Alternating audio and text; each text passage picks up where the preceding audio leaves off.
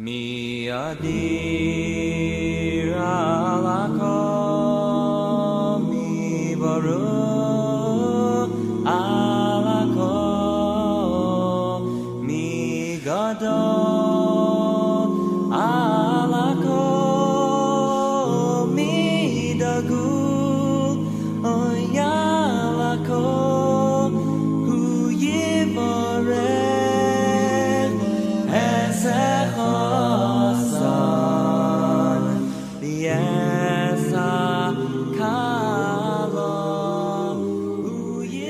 Les disciples avaient l'habitude de se réunir chez leur maître pendant la fête de Shavuot.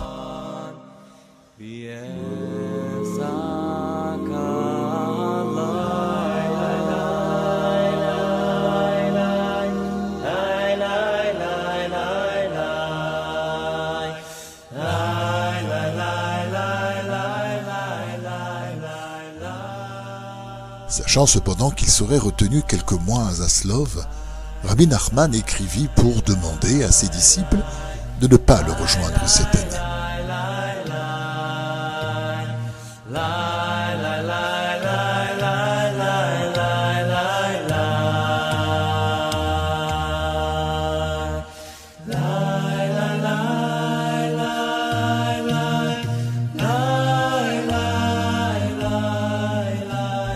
Le périple était ardu.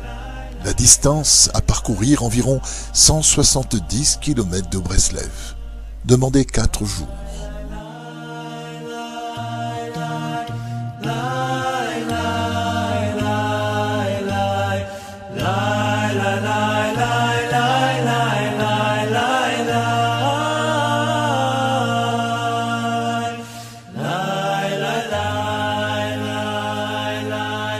Rabbi Naftali, qui séjournait souvent à Breslev et avait vu le premier la lettre de Rabbeinu, écrivit immédiatement à Rabbi Nathan et à un grand nombre d'autres disciples pour s'assurer qu'il se rendrait bien chez lui pour Shavuot.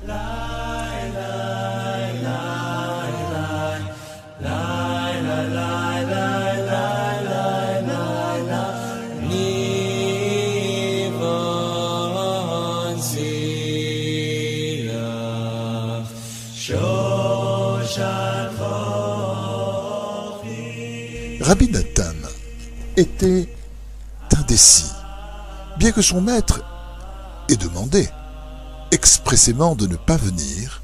Il désirait être en sa compagnie à Shavuot.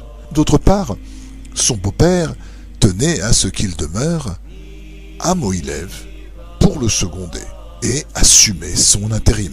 Bien que son gendre n'eût que 27 ans, Rabbi Tzvi espérait toujours qu'il prendrait un jour sa succession.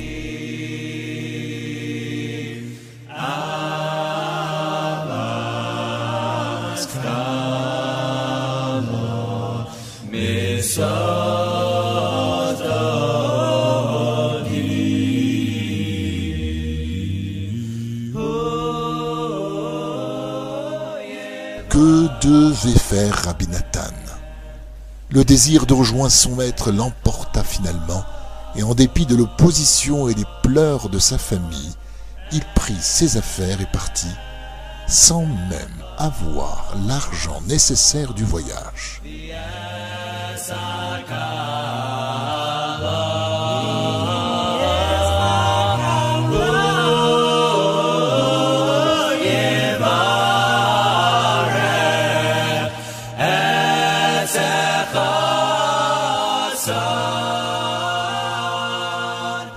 Dieu l'assista, et il rencontra 2 personnes qui lui avancèrent la somme nécessaire pour le trajet jusqu'à Mohilev.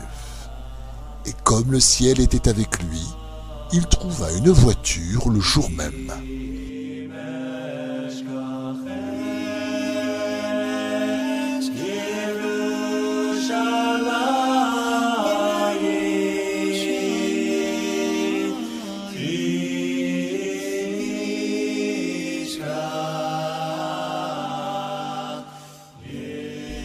Il partit de Nemirov le jeudi 4 juin, tôt dans l'après-midi, Il devait arriver à Breslev avant le Shabbat pour se joindre aux autres. Et tous avaient prévu de repartir à Zaslov aussitôt après Shabbat. Il craignait cependant de ne pas arriver assez tôt à Nemirov le vendredi pour trouver une calèche qui le conduirait à Breslev à temps pour le Shabbat.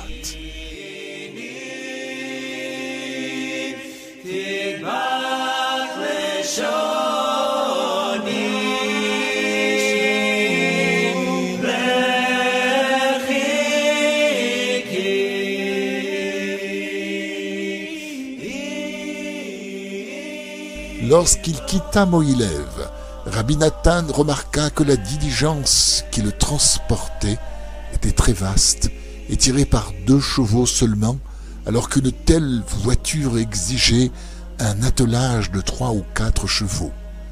Il en fit la remarque au cocher qui expliqua. L'autre cheval est tombé malade quelques kilomètres avant Mohilev et j'ai dû le laisser sur place. Nous le reprendrons au retour. Cela entraînerait donc une perte de temps, mais Rabbi Nathan ne perdait pas espoir.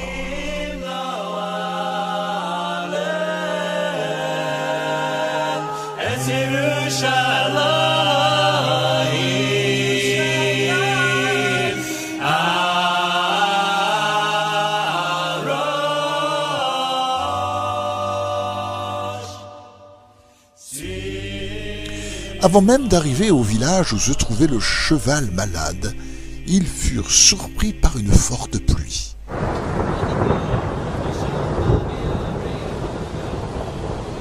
Et la route boueuse ne fit que les retarder davantage. Ils arrivèrent finalement au village pour apprendre que le cheval était mort. Le cocher perdit encore un temps précieux à se lamenter sur sa perte et à s'occuper de vendre la dépouille. La nuit tombait déjà lorsqu'ils repartirent.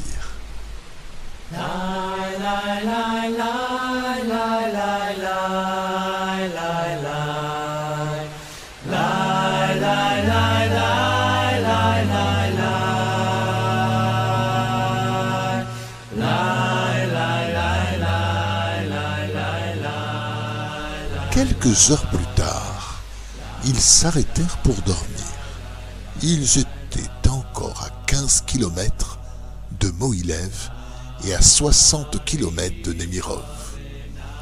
Le vendredi matin, ils ne couvrirent qu'une faible distance et ce n'est que vers midi qu'ils arrivèrent à Marchev, une petite bourgade à 50 kilomètres de Nemirov.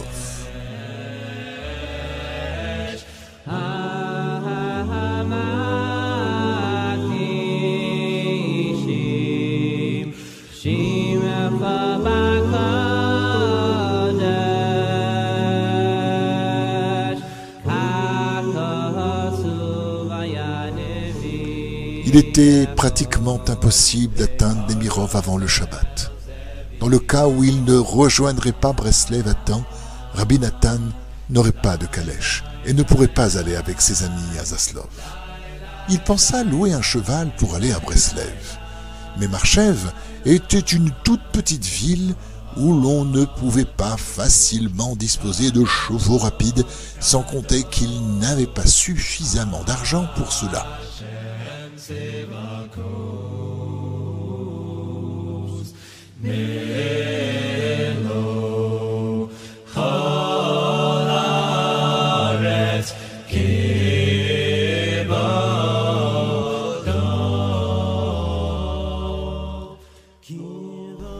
À l'entrée de Marchev, alors qu'il traversait un pont, il fit à haute voix la prière suivante. « Maître de l'univers, fournis-moi une voiture de 4 chevaux qui me conduira gratuitement à Breslev. »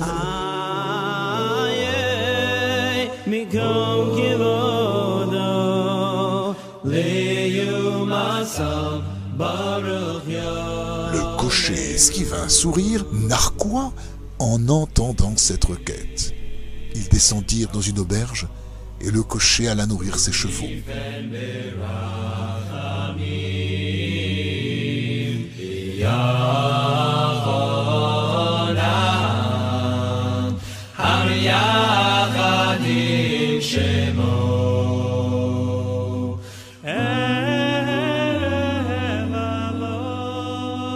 Rabbi Nathan s'assit pour manger.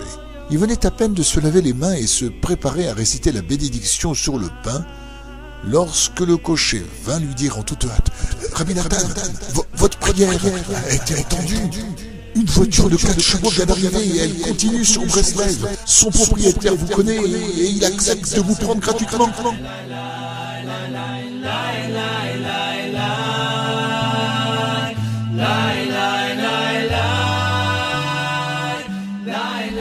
Rabbi Nathan n'en croyait pas ses oreilles. Il mangea un peu, fit aussitôt la bénédiction sur le pain et grimpa dans la voiture du marchand.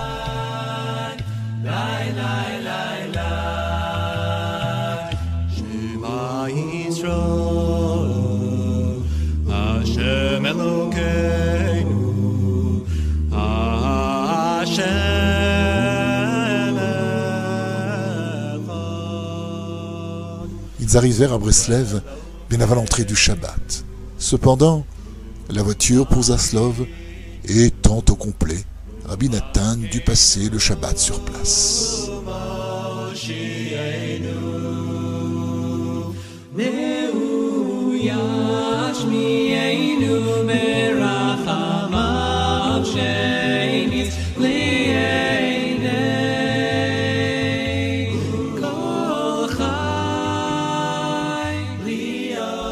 Le dimanche, il loua avec un ami une calèche et parvint à Zaslov le mercredi 10 juin.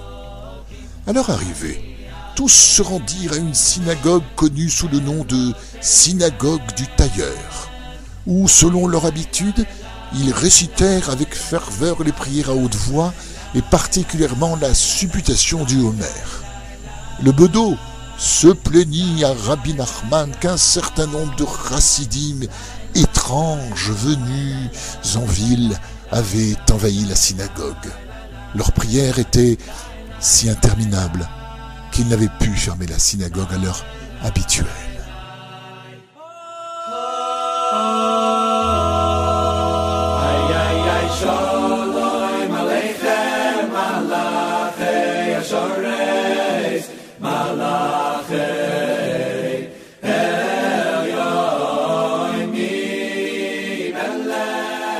Rabbi Nachman se contenta de sourire et le bedeau comprit que ces chassidim faisaient partie de ses fidèles.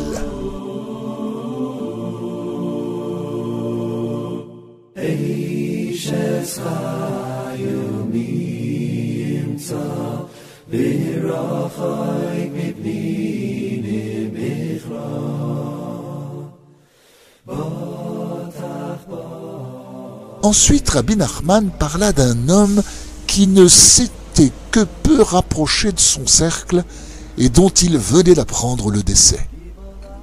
Qui sait ce qui se passe pour lui maintenant, dit-il. S'il s'était au moins rapproché de moi comme mes vrais disciples. C'était bientôt Shavuot. Il doit sans doute avoir l'illusion de faire les préparatifs, l'occasion d'une charrette, etc., pour venir chez moi pour la fête. Quelqu'un serait finalement obligé de lui demander « Pourquoi es-tu si affairé? Ne sais-tu pas que tu es mort ?» Ce qui serait bien pour lui, car au moins il saurait qu'il n'est plus de ce monde. Qui sait, peut-être, pense-t-il, saisir une marmite en main et achète-t-il de l'orge ou une autre céréale pour préparer des liqueurs? Il doit sans doute se livrer à des activités imaginaires.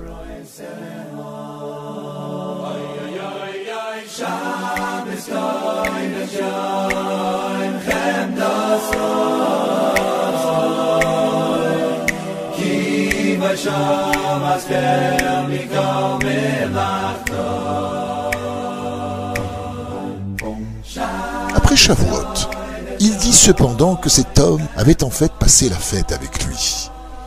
Des habitants de Zaslov étaient venus voir Rabbi Nachman. Ils lui racontèrent qu'un homme très riche avait donné une grosse somme d'argent au très vénéré Rabbi Baruch de Medjugorje. Rabbeinu désigna du doigt un juif très pauvre de Nemirov qui se tenait là et dit « Comparativement à ses moyens, ce malheureux m'a donné davantage que ce riche. »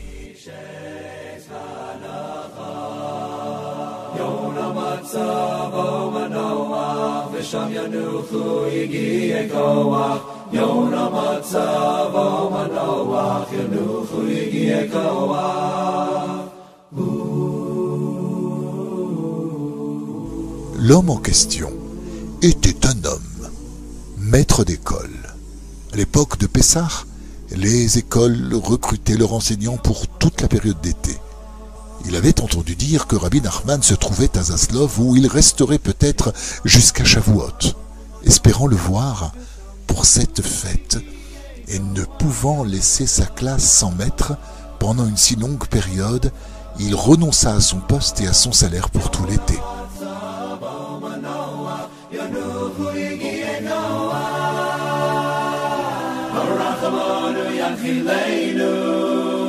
יום שכולו שבס ומנוחה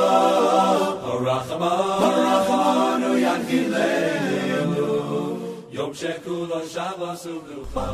Voyez-vous, dit-il, il a offert son cœur pour se retrouver avec moi. Et cela représente plus que le don de ce riche. יום שכולו שבס ומנוחה לחיי עולמים.